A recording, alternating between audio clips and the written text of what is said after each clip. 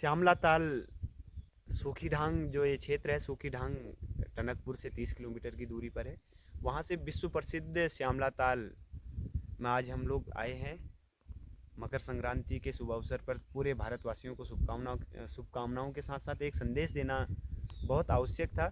अभी यहाँ पर पूरा क्षेत्र हम घूम रहे थे, आसपास में पूरा स्वामी विवेकानंद जी ने किस तरीके से यहाँ पर भ्रमण किया होगा, उनके चिंतन, उनके विचारों के ऊपर चर्चा करते करते हम लोग थोड़ा आगे पहुँचे। तो आगे पहुँचने के साथ हमारे अभी कठाइच जी ने एक बहुत महत्वपूर्ण सूचना बताई है। मैं पूरे उत्तराखंड के साथ वो सूचना साझा करना चाहता हूँ कि पूरी दुनिया में सनातन धर्म को स्थापित करने वाले, भारत के विचारों को पूरी दुनिया में ले जाने वाले स्वामी विवेकानंद जी ने इतनी खूबसूरत क्षेत्र में आकर यहाँ जागृति केंद्र की स्थापना की, वहाँ पर आश्रम की स्थापना की। तो आज से लगभग 100-150 साल पहले स्वामी विवेकानंद जी ने इस क्षेत्र को पहचाना था कि इतना खूबसूरत और इतना जहाँ साक्षात सामने माँ शारदा की धारा बह रही है, उनकी पूरी धारा का पूरा जल स्रोत यहाँ से दिखाई दे रहा है। सामने शिवालिक के रूप में तमाम तीर्थ स्थल हैं, उसमें माँ पूर्णागिरी माता साक्षात सामने विराजमान है। तो एक बहुत दुखद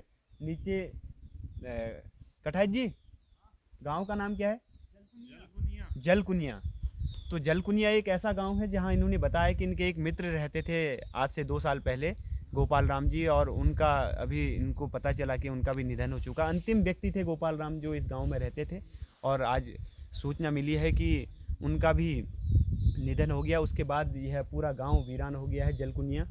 मुझे बड़ा दुख हुआ, इतनी जागृति जहाँ पर है, जहाँ साक्षात माँ शारदा प्रवाहित हो रही हो, जहाँ पर माँ पूर्णागिरी हो, जहाँ पर स्वामी विवेकानंद जैसे महापुरुष और उनकी विचारधारा से पूरा भारत राष्ट्रवाद और राष्ट्र की भक्ति में ओतप्रोत हो जाता है। उनकी ऊर्जा शक्ति यहाँ पर है। उसके पश्चात भी यहाँ से पलायन होना इस उत्तराखंड के लिए बहुत बड़ी एक दुखद घटना है। आने वाले समय में यह उत्तराखंड को चिंतन करने के लिए विवश करेगा कि हमारा जो राज्य, देवभूमि जिसको हम कहते हैं, जहाँ पे साक्षात ऋषि मुनियों की तपस्थलियाँ हैं, महापुरुषों की तपस्थलियाँ हैं, उस राज्य को केवल हम पलायन राज्य के नाम से जाने, तो मुझे लगता है कि बहुत बड़े दुख की बात है। और आज हमारे उत्तराखंड अलग हुए लगभग 9 नवंबर सन 2000 को हमें उत्तराखंड राज्य पृथक मिला था उत्तर प्रदेश से अलग होकर।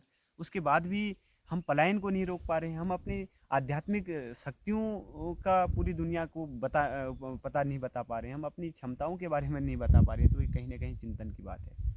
मुझे यह निवेदन करते हुए थोड़ा सा दुख हो रहा है और ये बात कहते हुए दुख हो रहा है, लेकिन एक महत्वपूर्ण बात यह है कि उत्तराखंड का उत्कर्ष हम कब देखेंगे? उत्तराखंड कब अपने पैरों पर खड़ा होगा? उत्तराखंड कब अपने लोगों के साथ जुड़कर रहेगा? उत्तराखंड अपनी जड़ों से क्यों कट रहा है? तमाम प्रश्न हैं, जो प्रश्न आज भी यक्ष प्रश्न बने हुए हैं, और इन यक्ष प्रश्नों का उत्तर सरकार ही दे सकती है, क्योंकि पूरी जो हमारी क्षमताएं हैं, जो पूरा जो बदलाव करने का एक कारक होता है, वो सरकार है। और सरकार को इस विषय में चिंतन करना चाहिए। और हमारे माननीय मुख्यमंत्री भी इसी क्षेत्र से जनता के मतों से विजयी होकर उन्होंने एक इतिहास कायम किया है। तो एक इतिहास यह भी वो कायम करें कि इस प्रकार के जो हमारे आध्यात्मिक चेतना के ग्राम्य जीवन है वो विलुप्त ना हो। अगर इस तरीके से उत्तराखंड अपनी जड़ों से दूर होता जाएगा तो उत्तराखंड अपने अस्तित्व को मिटा देगा, और यह हम सब के लिए दुर्भाग्य की बात होगी।